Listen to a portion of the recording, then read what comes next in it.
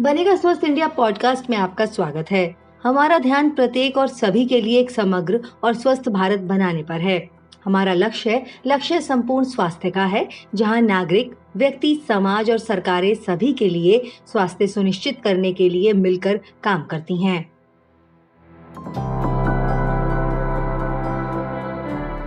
भारत में डेंगू के मामलों में बढ़ोतरी हुई है, खासकर दिल्ली में।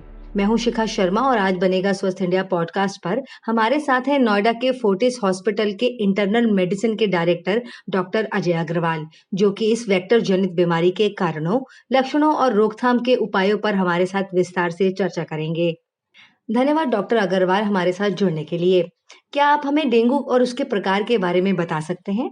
डेंगू फीवर एक वेक्टर बोर्न डिजीज है जो कि मॉस्किटो, एडिस मॉस्किटो के काटने से होता है। इसके 4 स्ट्रेन हैं, डेंगू 1, 2, 3, 4 और आजकल एक डेंगू 5 भी पाया गया है। ये हमेशा मानसून सीजन में ही डेंगू फीवर होता है। इसका कारण है, इस समय जब वर्षा होती है, पानी इकट्ठा हो जाता है, मॉस्किटोज ब्रीड करते हैं, वो आपको काटते हैं और आपको डेंगू फीवर हो जाता है। इसीलिए इस सीजन में हमेशा स्पाइक देखा गया है। डेंगू के लक्षण क्या होते हैं?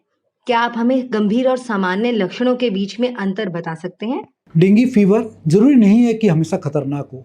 इसके सिम्टम कुछ भी नहीं हो सकते हैं। आपको डेंगू एडिस मॉस्किटो ने काटा, डेंगू वायरस आपके अंदर गया, आपकी इम्यूनिटी आई और आपको कुछ नहीं हुआ। हो सकता है आपको माइल्ड सिम्टम हो, हल्का सा बॉडी एक हुआ, हल्का फीवर आया, हल्का सा कोराइजा हुआ और आप ठीक हो गए। मॉडरेट सिम्टम, बार बार दस्त होना, उल्टियाँ होना, हाई ग्रेड फीवर होना, बुखार का ना उतरना गोलियों के खाने के बाद भी।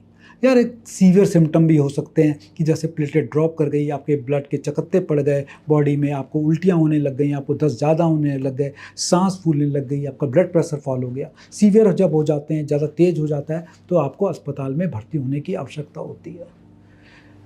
ये जो सिम्टम है यूजली हमारे 5 से 7 दिन में अपने आप धीरे ठीक हो जाते हैं। ये सेल्फ लिमिटिंग डिजीज है, अपने आप ठीक होने वाली डिजीज है। मिलते हैं बनेगा स्वस्थ इंडिया पॉडकास्ट में एक छोटे से ब्रेक के बाद।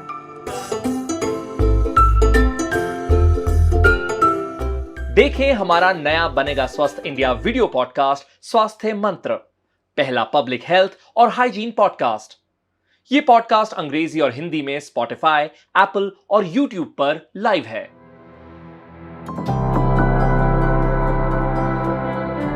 बनेगा स्वस्थ इंडिया पॉडकास्ट में आपका दोबारा स्वागत है।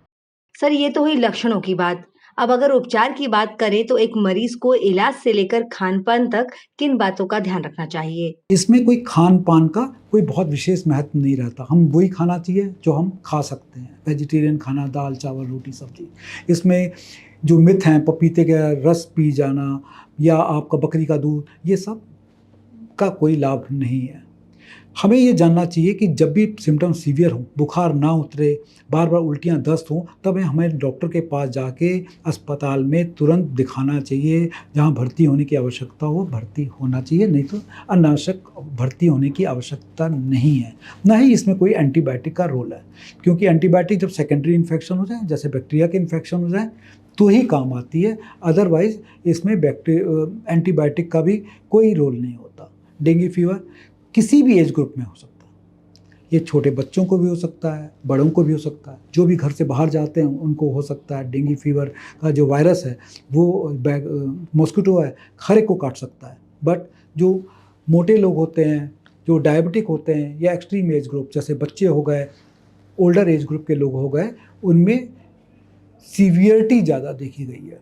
डॉक्टर, क्या आप हमें डेंगू से बचने के उपाय बता सकते हैं? हमें डेंगू के लिए सावधानी रखनी चाहिए। डेंगू ना फैले इसके लिए मानसून सीजन से पहले ही हमें अपने ड्रेन साफ़ कर देने चाहिए। अपने कूलर में, मटकों में पानी ना इकट्ठा होने दें। अपने आसपास गंदगी ना फैलाएं और जो वाटर बॉडीज़ हैं उसमें लार्विसाइडल स्प्रे करें ताकि मच्छर पनपने ही ना पाएँ। इसके द्वारा हम डेंगू को फैलने से रोकेंगे।